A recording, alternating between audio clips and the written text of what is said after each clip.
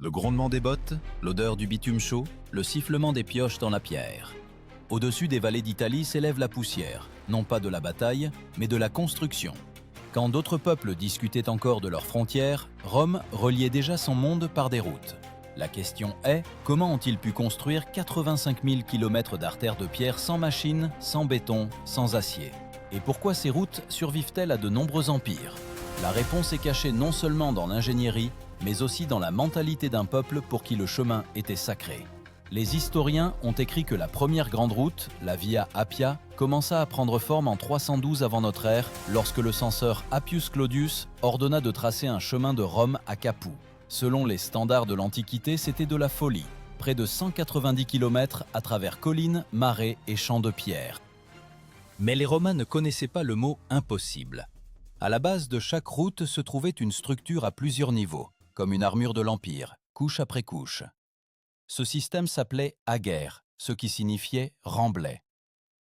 On creusait d'abord une tranchée, puis on la remplissait de gravier, de grosses pierres, de sable, et enfin on la recouvrait de dalles de basalte polies comme un miroir. Le poids de chacune pouvait dépasser 300 kg. Ce n'était pas seulement un chemin, c'était un monument de pouvoir.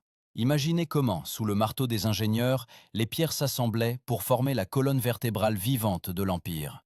Quand une légion marchait sur la Via Appia, la terre sous leurs pieds résonnait, comme si la République romaine elle-même partait à l'attaque. Les guerriers croyaient, la route n'est pas un moyen, c'est une arme. Elle transportait les ordres, le pain, les lois, les légions. Le terme « cursores » désignait les messagers qui parcouraient ces routes à une vitesse comparable à celle du courrier moderne sur roue. Ils pouvaient livrer un message sur des centaines de kilomètres en quelques jours.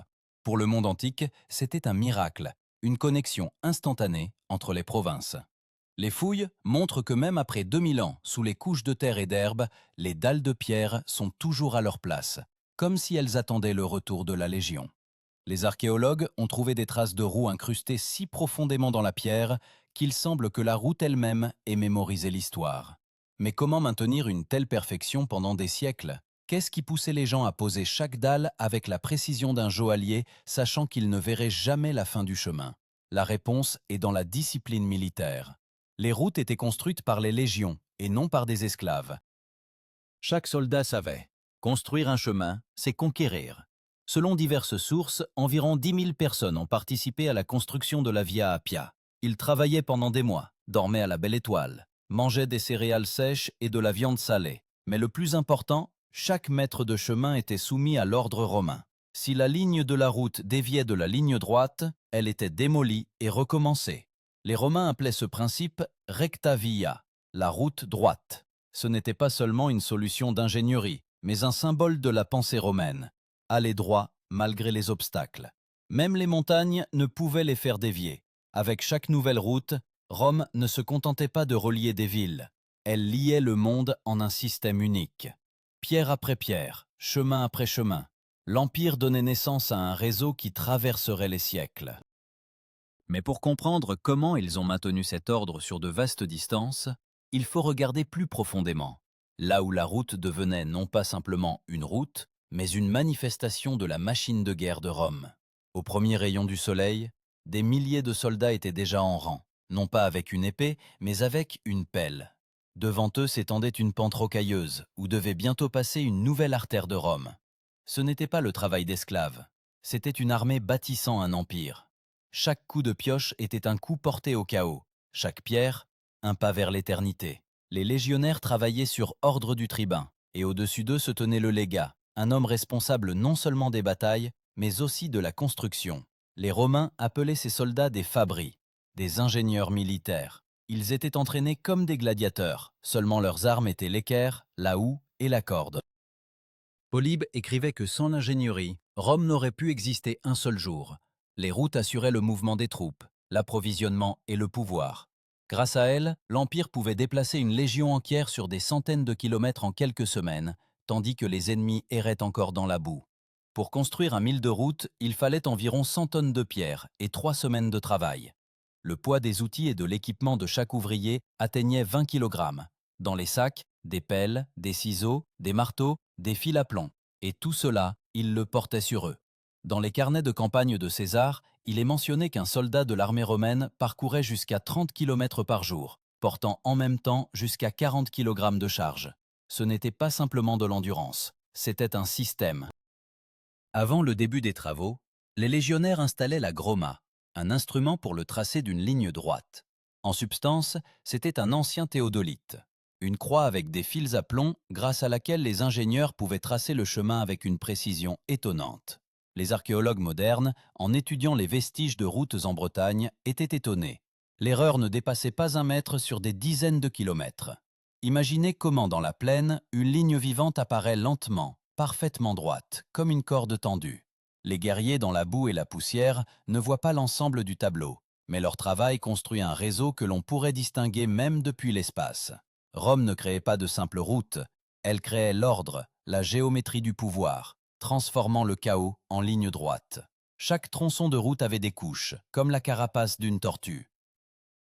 La couche inférieure de gravats retenait l'humidité. Celle du milieu, faite de petites pierres, donnait de la solidité, et la supérieure, en basalte, réfléchissait la chaleur et supportait le poids des chariots. Des chercheurs modernes de l'Institut d'archéologie de Rome ont confirmé. Grâce à une telle construction, les routes pouvaient servir plus de 5 siècles sans réparation. Quand le travail était achevé, le premier à emprunter la route était le convoi de ravitaillement. Pain, vin, sel, céréales. Les soldats savaient. Des troupes suivraient, puis des courriers sénatoriaux, des percepteurs d'impôts, des marchands, des pèlerins. La route devenait un vaisseau sanguin de la civilisation. Et pourtant, dans chaque pierre de ce système, on ressentait la rigueur du règlement militaire. Toute infraction à l'ordre, une punition. Si un légionnaire posait une dalle de travers, on lui ordonnait de la retirer et de la reposer. Si la route était endommagée, la faute retombait non pas sur l'ingénieur, mais sur une unité entière.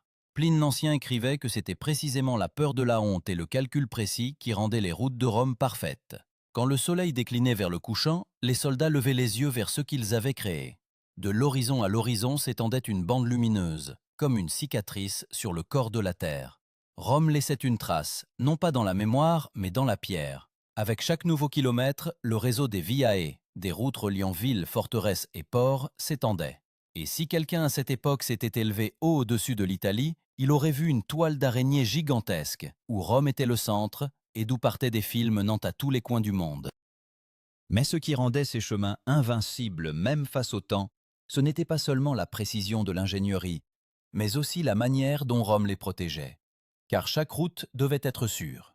Et c'est pourquoi, au carrefour et au col, des postes, des tours et des forteresses commencèrent à apparaître, où des gardes montaient la garde jour et nuit. Le terme « mansio » désignait une halte, un lieu de repos pour les messagers et les militaires. On pouvait y changer de chevaux, se restaurer, transmettre un rapport. Ces stations étaient situées tous les 25 à 30 km, et les archéologues en ont retrouvé les vestiges même dans des provinces éloignées. Le réseau de mansiones transformait l'Empire en un organisme unique, où l'information circulait par les veines de pierre plus vite qu'une armée ne pouvait se déplacer. Mais la route n'était pas seulement un lien, elle était une frontière. Autour d'elle, Rome construisait des ponts, des aqueducs, des colonies. Chaque route portait en elle une promesse. Là où le chemin arrive, Rome arrive aussi. Et un jour, lorsque l'Empire étendit ses chemins de l'Espagne à la Mésopotamie, il devint clair, les routes n'étaient plus de simples routes. C'étaient des lignes par lesquelles l'histoire elle-même s'écoulait. Et en leur cœur, la même discipline, le même silence et le même son de la pierre qui résonnait au matin où les légions commençaient leur premier jour de construction.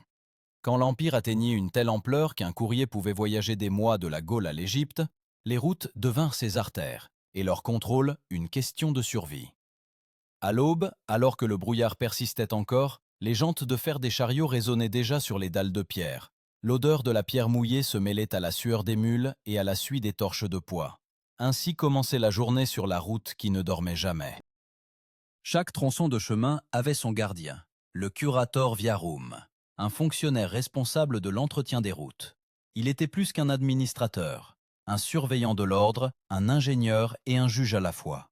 Sa tâche était de veiller à ce que l'Empire ne perde pas ses connexions. Si une dalle se fissurait, il devait trouver le coupable. Si un pont s'effondrait, il en faisait rapport personnellement à Rome. Et quand les sénateurs roulaient sur le basalte lisse, ils savaient, sous chaque roue, le travail de milliers de ces gardiens invisibles.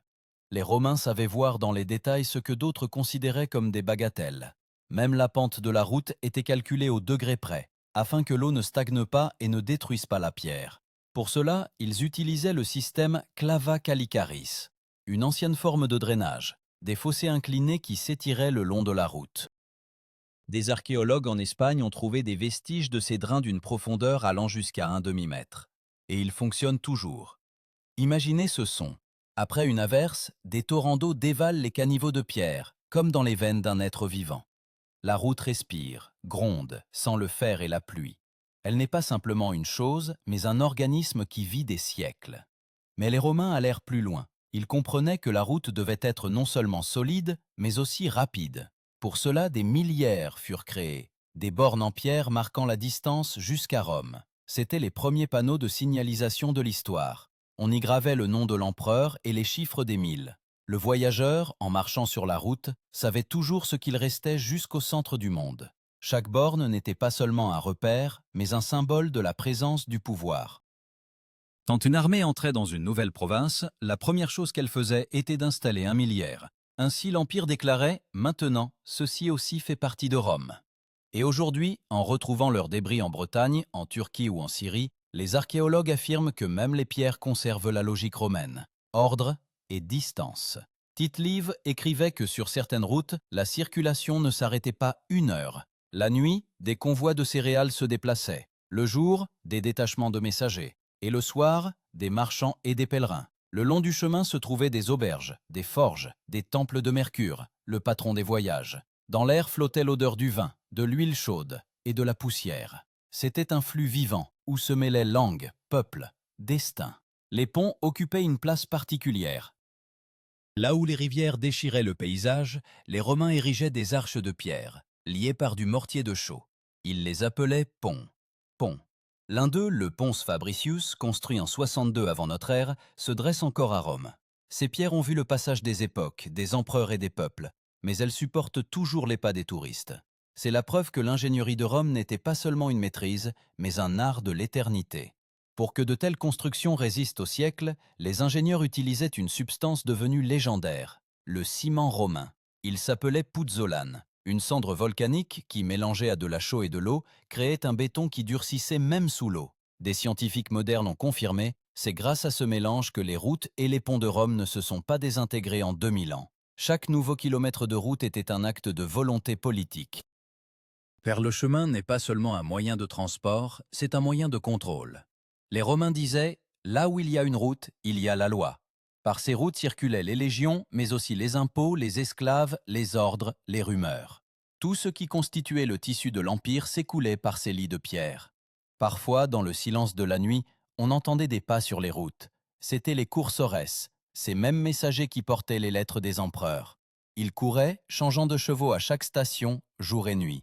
Les chroniques de Tacite mentionnent qu'un message de Bretagne pouvait parvenir à Rome en 8 jours. Pour l'époque, presque un téléport. Et pourtant, les routes n'étaient pas silencieuses. Elles absorbaient les traces des guerres, du sang et de l'espoir. Quand les processions triomphales les empruntaient, la route résonnait du fracas des chars. Quand les légions revenaient après une défaite, elles sonnaient différemment, lourdement, sourdement, comme si la terre elle-même était en deuil. Rome a créé un réseau sans égal. Mais chaque kilomètre avait un prix, sang, labeur, années. Et à un certain moment, les routes sont devenues non plus seulement un symbole de pouvoir, mais une épreuve pour l'Empire lui-même.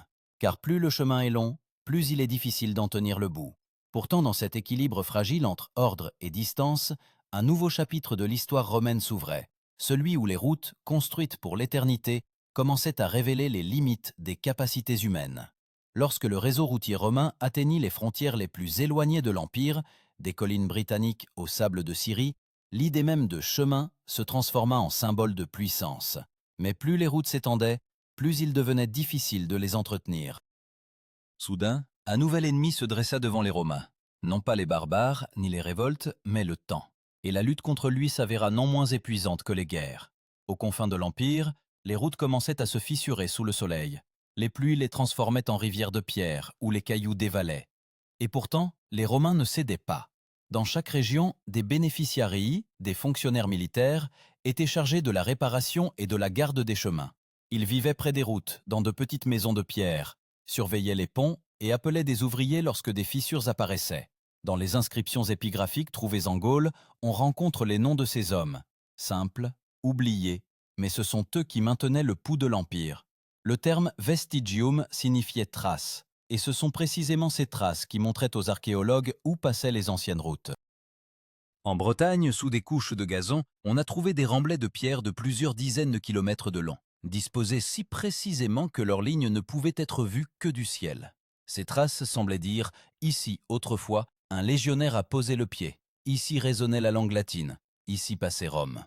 Mais derrière l'ordre apparent se cachait une logistique colossale. Maintenir 85 000 kilomètres de routes de pierre exigeait des centaines de milliers d'ouvriers, d'animaux, d'outils et de provisions. Les Romains créèrent ce que les historiens modernes appellent la première administration routière du monde. La collecte des impôts pour la réparation des routes devint une pratique constante. Des fonds étaient alloués par chaque ville et les fonctionnaires rendaient compte au Sénat de l'état des routes. Ceux qui échouaient dans leurs tâches risquaient de perdre non seulement leur poste, mais aussi leur honneur. Des postes et des tours de contrôle étaient installés sur les routes où des patrouilles vérifiaient les caravanes. Dans les provinces, surtout à l'est, les routes étaient gardées par des unités spéciales, les stationarii. Ils réprimaient les brigandages, veillaient à l'ordre et aidaient les voyageurs. Dans les papyrus romains d'Égypte, des rapports de ces gardes ont été conservés. Dates, itinéraires, plaintes de marchands. C'était une armée invisible, grâce à laquelle les routes restaient sûres. Imaginez une caravane nocturne, traversant le désert. Le scintillement des torches, les cris des chameliers, le tintement sourd des chaînes sur les chameaux. Le long de la route, des tours de guet où brûlent des feux de joie, pour que les voyageurs sachent qu'ils sont encore à l'intérieur des frontières de l'Empire. Ce n'était pas seulement un réseau, c'était le souffle de l'ordre au milieu du chaos des terres barbares. Les données archéologiques confirment. À certains endroits, les routes atteignaient 8 mètres de large, suffisamment pour que 2 convois puissent se croiser sans s'arrêter. Des fossés latéraux recueillaient l'eau et des bordures de pierre protégeaient les dalles de la destruction. Lorsque des ingénieurs modernes ont étudié la structure de la Via Domitia en Espagne, ils ont reconnu qu'il n'y avait aucun élément aléatoire dans les routes romaines. Tout était soumis à la logique de la solidité et de la durabilité. Mais, comme tout système vivant, les routes avaient besoin d'être renouvelées.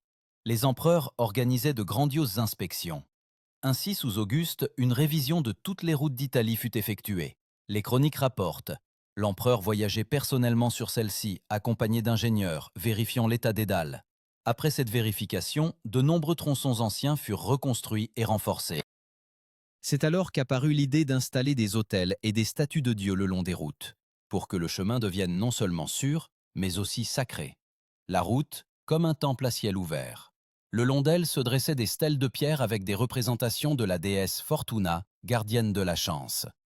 Le voyageur, en passant, laissait une pièce de monnaie ou un morceau de pain. Ainsi, les Romains unissaient l'ingénierie au divin, la pierre et la prière, la pratique et la foi. Mais plus le réseau s'étendait, plus il exigeait de sacrifices. Dans les montagnes d'Asie mineure, il fallait tracer des routes à travers les rochers, les faisant exploser avec le feu et l'eau. Dans les provinces chaudes de l'Est, les ouvriers mouraient de la chaleur, et au nord, du froid et du vent. Tite Live écrivait « Rome construisait les routes comme elle fait la guerre, sans pitié et sans repos ». Avec le temps, les routes devinrent le symbole de l'idée même de Rome, une puissance qui ne connaît pas les distances. Pline affirmait « Aucun peuple n'a soumis la terre comme les Romains l'ont soumise par la pierre ». Et en effet, la route transformait un territoire étranger en partie de l'Empire plus vite que l'armée. Cependant, dans ce réseau grandiose, un paradoxe commença à croître. Plus les routes devenaient parfaites, plus vite s'y propageaient non seulement les ordres, mais aussi les révoltes, les rumeurs, les maladies. Ce qui liait l'Empire commença aussi à le détruire de l'intérieur. Sur ces mêmes pierres, par lesquelles passaient autrefois les processions triomphales, se déplaçaient désormais des fugitifs, des maraudeurs et des armées étrangères. Et alors Rome sentit pour la première fois que les routes, créées pour l'éternité, pouvaient devenir ses propres liens. Mais avant que le réseau ne commence à s'affaiblir, il eut le temps d'atteindre son apogée. Une époque où les routes devinrent non plus une simple infrastructure, mais un symbole vivant d'une puissance qui semblait sans fin. Au début du IIe siècle de notre ère, les routes de Rome atteignirent leur apogée. L'Empire, s'étendant sur des dizaines de pays du monde moderne, était cousu de fils de pierre par lesquels la vie s'écoulait. Le fracas des chars, le cliquetis des fers à cheval, l'odeur de la poussière et du cuir, tout cela était le souffle de la ville éternelle. De Rome, on pouvait marcher jusqu'à l'océan sans se perdre. Les millières, ces témoins de pierre du temps, se dressaient le long des routes, comme des gardiens, rappelant à chaque voyageur « Tous les chemins mènent à Rome ». À cette époque, les routes ne furent pas seulement une prouesse d'ingénierie, elles devinrent un instrument de stabilité politique. Par elles circulaient non seulement les troupes et les marchandises, mais aussi le pouvoir. Les messagers de l'empereur, les fonctionnaires, les juges, les percepteurs d'impôts, tous dépendaient de la vitesse. Et si des nids de poules ou des affouillements apparaissaient sur la route, cela était perçu comme une menace pour l'État. C'est pourquoi l'empereur Trajan créa une institution spéciale, les curatores viarum publicarum, des surveillants des routes publiques, directement subordonnés au Sénat. C'était un réseau bureaucratique aussi puissant que le réseau de Pierre. Au carrefour étaient érigés des arcs de triomphe, des monuments dédiés aux grandes victoires. Leur marbre blanc scintillait sous le soleil lorsque les légions passaient sur la route. La poussière, soulevée par des milliers de pieds, se déposait sur les bas-reliefs où étaient sculptées des scènes de triomphe. L'histoire cheminait sur la route, et la route s'imprégnait de l'histoire. Le chemin à travers les Alpes, la Via Claudia Augusta, était particulièrement impressionnant. Il s'élevait à plus de 1000 mètres d'altitude, traversant des cols enneigés. Là où même les aigles ne volaient pas, les Romains taillaient des marches dans la pierre. Pline écrivait que, dans les montagnes, la route s'accroche au rocher comme la griffe d'un aigle. Les archéologues ont trouvé des vestiges de murs de soutènement qui retiennent encore la masse rocheuse. Ce n'était pas seulement un chemin, c'était une déclaration de pouvoir sur la nature.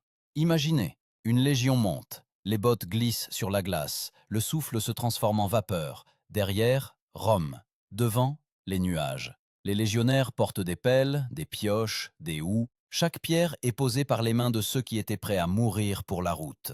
Non pour la gloire, non pour l'or, pour l'ordre qui leur survivrait à tous.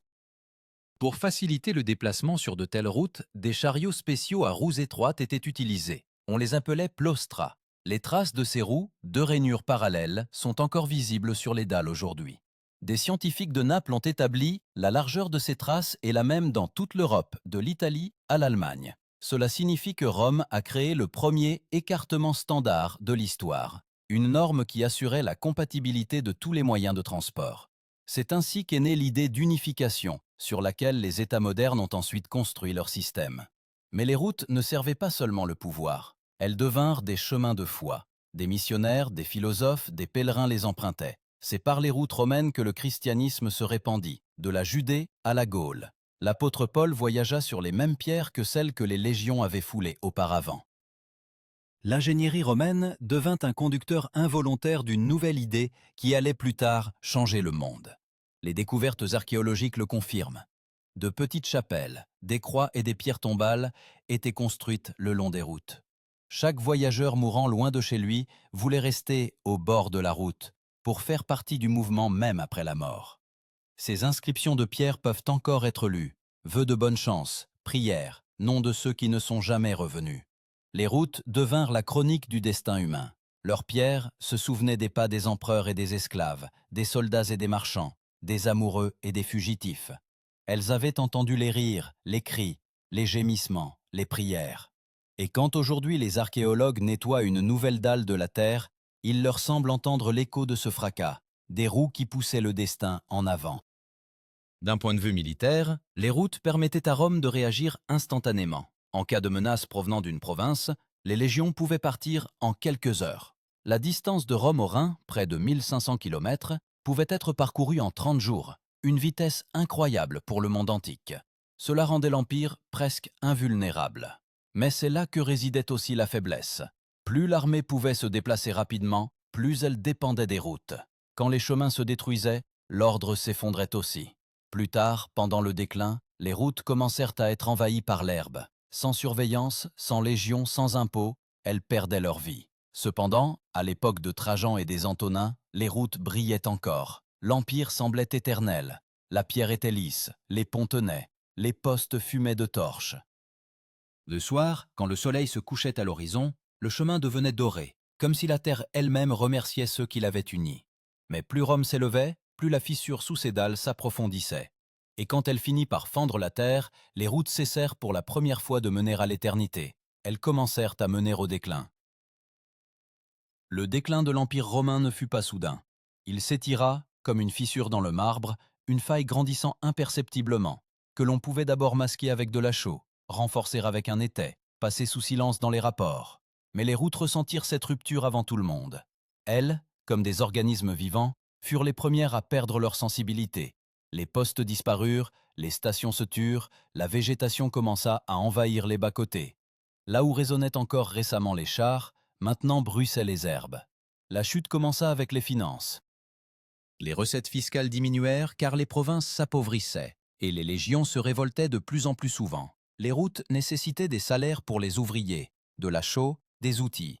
L'Empire, lui, dépensait ses ressources en guerre contre les barbares et en conflits internes. Lorsque l'entretien des curatores viarum fut réduit, la surveillance s'affaiblit. Les réparations furent confiées aux communautés locales, et ce fut le premier signal. La route cessa d'être l'affaire de l'État. Elle devint une question de survie. Avec le départ de l'administration disparut aussi le cursus publicus, le système postal. Les courriers ne parcouraient plus l'Empire avec les ordres des empereurs.